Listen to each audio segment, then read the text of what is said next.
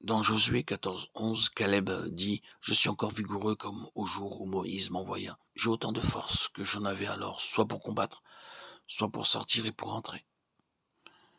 Comment Caleb a-t-il pu expérimenter la puissance de Dieu qui garde? Josué 14, 14 nous donne la réponse. Parce qu'il avait pleinement suivi la voie de l'Éternel, le Dieu d'Israël. Et comment a-t-il pu pleinement suivre le Seigneur? Cela nous est dit dans Nombre 13 et 14. Après le mauvais rapport fait par les 10 espions au retour du pays de la promesse, Caleb fit taire le peuple, qui murmurait contre Moïse et dit: Montons, emparons-nous du pays, nous y serons vainqueurs. Nous pourrons vaincre, c'est la déclaration d'une personne qui suit pleinement le Seigneur. Elle croit que la victoire sur chaque adversaire est assurée parce que les promesses de Dieu sont dignes de confiance et parce que le Seigneur est avec son peuple. Frères et sœurs, croyez-vous? Nombreux sont ceux qui croient, mais leur foi est une foi vacillante. Ils chantent un chant de louange, les paroles sont justes, mais il y a quelque chose de faux dans la musique. En ce qui concerne Caleb, il en était autrement. Il chantait les bonnes paroles sur un air juste. Écoutons ces notes si claires et justes.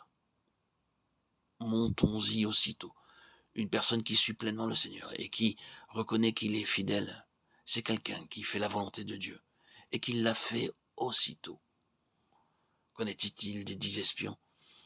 Ils ont considéré les habitants du pays, ont vu qu'ils étaient d'une grande taille et que leur ville était fortifiée. Ils ont aussi regardé ce qu'ils étaient en eux-mêmes et ils se sont vus comme des sauterelles.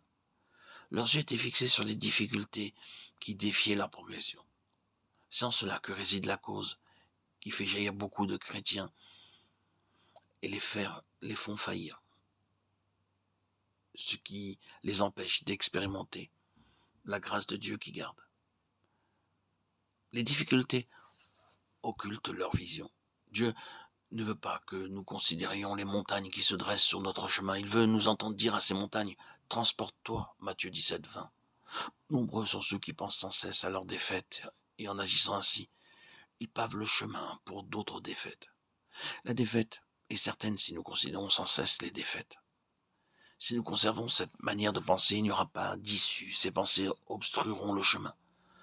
Nous sommes courageux seulement lorsque nous regardons aux promesses de Dieu.